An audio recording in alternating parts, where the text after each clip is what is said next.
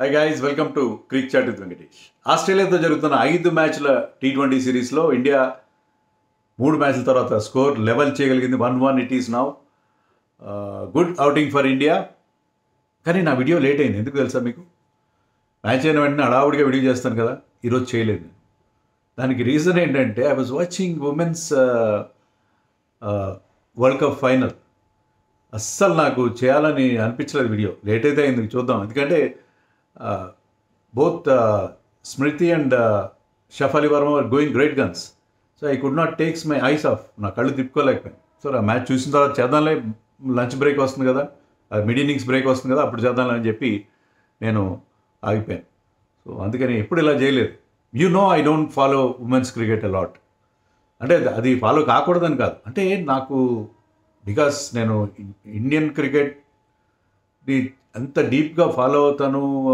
దేశంలో ఉన్న విదేశాల్లో ఉన్న ఎక్కడున్నా సరే మీకు ఎప్పటికప్పుడు వీడియోస్ చేస్తాను. సో నా ఫోకస్ అక్కడ వరకు పెట్టినాను. ఇంకా నేను if I extend it further more that will definitely disturb my routine. అంటే నాకు వేరే ఇంకా యాక్టివిటీ ఏమి ఉండదు, మొత్తం ఇదే ప్రపంచం ఉంటుంది. So I want to have my own world. So I restrict myself only to Indian cricket men's cricket వరకే రెస్ట్రిక్ట్ చేసుకుందాం. ఇంకా ఎక్కువ నేను దాన్ని ఎక్స్పాండ్ చేస్తే నాకు కష్టం. నేను ఈవెన్ మెన్స్ క్రికెట్లో కూడా I don't follow other leagues like BBL కానీ ఏవి చూడను నేను. మిగతా నేను నా యాక్టివిటీ వేరే యాక్టివిటీ ఉంటే అది చూసుకుంటాను. I enjoy my private life. This is almost like my job now. కాబట్టి అది కారణం. కానీ ఈసారి మన వాళ్ళు ఆడుతున్న తీరు నన్ను ఎంత ఎక్సైట్ చేసిందంటే, ఎంత బాగా ఆడుతున్నారు, ఫైనల్ గెలవాలి అనే దాంతో.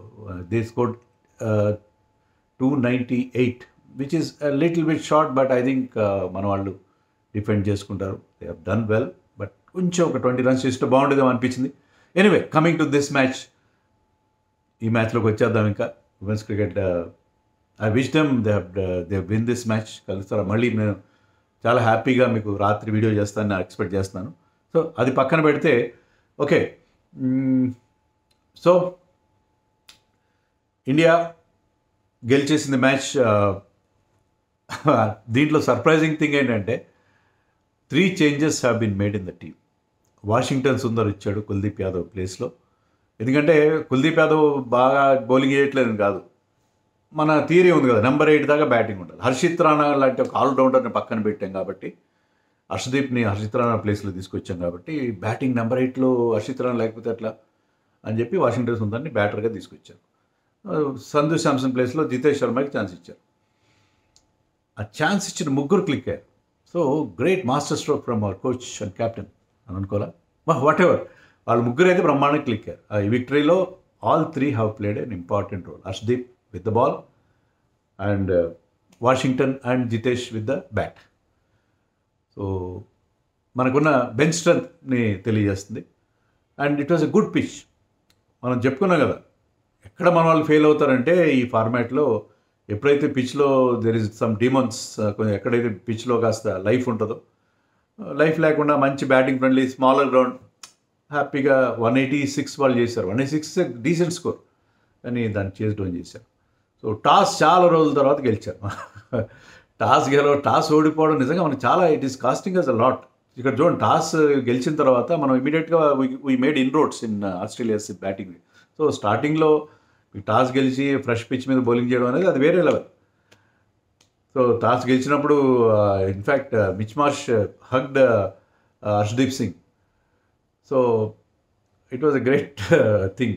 సో టాస్ గెలిచి ఫస్ట్ బౌలింగ్ చేసే అవకాశం మనకి రావడంతో, and Harshdeep started bowling ahead of Bumrah. First ఓవర్లోనే ట్రావిస్ హెడ్ని పంపించేశాడు. తర్వాత సెకండ్ ఓవర్లో జాష్ ఇంగ్లీష్ని అవుట్ చేశాడు. లాస్ట్లో మీకు స్టాయినస్ మరీ రెచ్చిపోకుండా అతన్ని కూడా అవుట్ చేశాడు.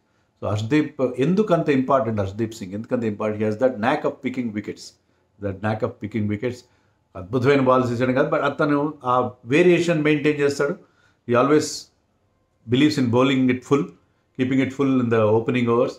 ఆ స్వింగ్ నమ్ముకుంటాడు. సో అలాంటి బౌలర్ని ఎంకరేజ్ చేయాలి కదా. ఇది వికెట్ టేకర్. మీరు లాస్ట్లో వచ్చి ఒక నెంబర్ 8లో వచ్చే బ్యాట్స్మెన్కి 20 runs కొట్టడం కంటే కూడా, if you can get rid of players like English are Travis head early, మీరు వాళ్ళకి ఒక మంచి స్టార్ట్ ఇవ్వకండి. ఫస్ట్ మ్యాచ్ సెకండ్ మ్యాచ్లో మనం చూసాం కదా, వాళ్ళు రెచ్చిపోయి ఆడారు. ఓపెనింగ్ పార్ట్నర్షిప్ దగ్గరే మార్ష్ అండ్ హెడ్ పార్ట్నర్షిప్ దగ్గర వి లాస్ ద మ్యాచ్. అలా కాకుండా మీకు బౌలర్ కనుక మంచి బౌలర్ని, వికెట్ టేకింగ్ బౌలర్ని పెట్టుకుంటే ఏం ఉపయోగం అనేది ఇక్కడ ప్రూవ్ అయ్యింది. So they were reduce to 14 for 2 in the third over. 14 for 2 నుంచి బయటకు రావాలి. కానీ అక్కడ Tim David played blinder of an innings. Tim డేవిడ్కి వాళ్ళు ప్రమోషన్ ఇచ్చారు, సిరీస్కి ముందే చెప్పారు టిమ్ డేవిడ్స్ని కాస్త ఎర్లీగా ఆడిస్తాను చెప్పి. టిమ్ డేవిడ్ ప్లేడ్ వండర్ఫుల్ నాక్.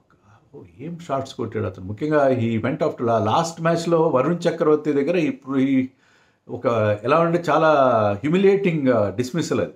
It was bamboozle. Varun Chakravarthy వేసిన బాల్ ఏంటో అర్థం కాలేదు. Just spooned a catch to him. దాన్ని హాయిగా ఇట్లా క్యాచింగ్ ప్రాక్టీస్లో పట్టుకున్నాడు క్యాచ్. సో అందుకని వెంట ఆఫ్టర్ వరుణ్ చక్రవర్తి, వెంట ఆఫ్టర్ అక్షర్ పటేల్. సో చాలామంది ఆస్ట్రేలియన్ బ్యాట్స్మెన్ కానీ ఫారిన్ బ్యాట్స్మెన్ చాలామంది స్పిన్నర్స్ ఆడడానికి ఇబ్బంది పడతారు. టిమ్ డేవిడ్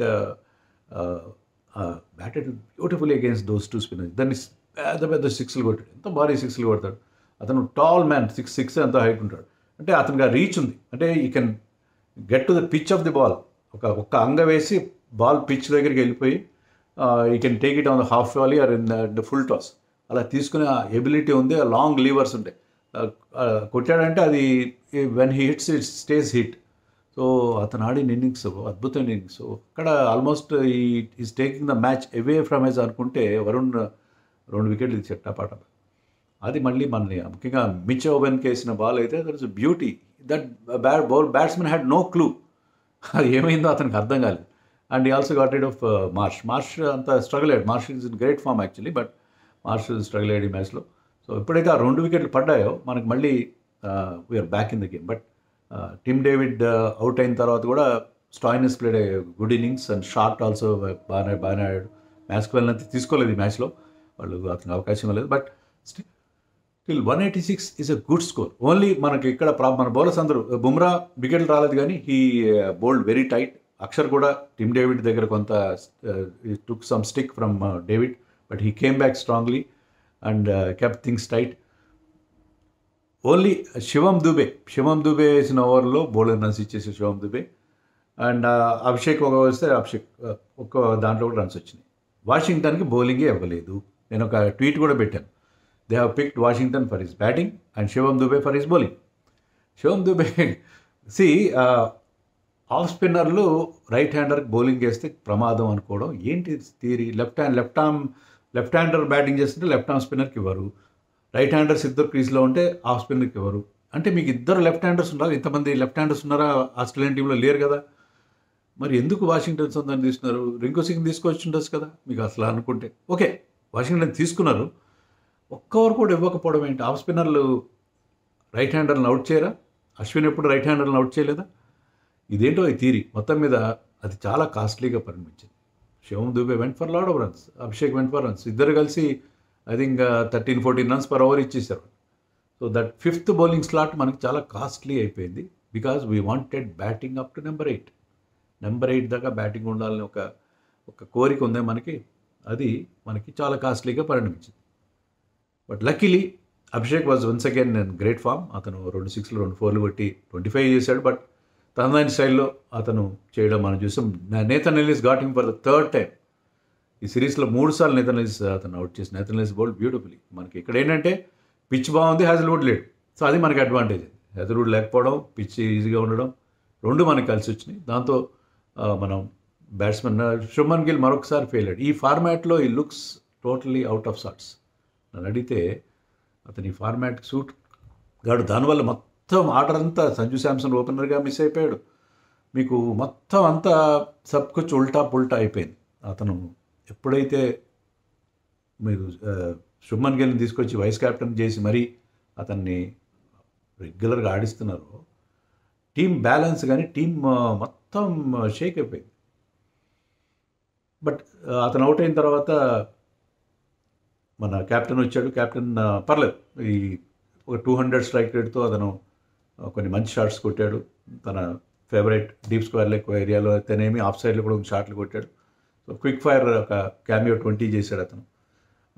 తిలక్ వర్మ స్లోగా ఆడినా కూడా అతను తెలుసు కదా, అతను ఏంటంటే క్యాల్కులేషన్ బాగుంటుంది. అతను చేజ్ని బాగా ప్లాన్ చేస్తాడు. So stayed till the end, strike rate బాగున్నా లేకపోయినా. అక్షర్ పటేల్ ఒక 17 చేశాడు. But the revolution was Washington Sundar బ్రహ్మ 4 సిక్స్లు కొట్టాడు వాషింగ్టన్ సుందర్. ఫాస్ట్ బౌలర్స్ కానీ స్పిన్నర్స్ కానీ. వాషింగ్టన్ సుందర్ ఇలాంటి కైండ్ ఆఫ్ బ్యాటింగ్ అంటే అతనికి కొంచెం హయ్యర్ బ్యాటింగ్ వచ్చింది. వాషింగ్టన్ బ్యాటింగ్ అట్ 7-8 కాకుండా I think he batted at number 6, right? Number 6లో బ్యాటింగ్ చేసినట్టున్నాడు. Number 6 number 5. సో అది కాస్త హయ్యర్ ఆఫ్ ది ఆర్డర్, కాస్త ఎక్కువ బాల్స్ ఫేస్ చేసే అవకాశం వచ్చింది కాబట్టి అతను చాలా మంచి బ్యాటింగ్ చేశాడు. And Jitesh Sharma is a typical finisher. మనం ఆర్సీబీకి అతను ఆడినప్పుడు చూసాం. సో వచ్చి రావడం ఫస్ట్ బాల్ స్కోర్ కొట్టాడు. So he look like a he was so busy. అతను ఏంటంటే ఆ ఫినిషర్ రోల్కి ప్రాపర్ క్యాండిడేట్. అంటే మీరు నెంబర్ 7లో కానీ నెంబర్ 6లో కానీ ఆడాల్సిన ప్రాపర్ బ్యాట్స్మెన్ అతను.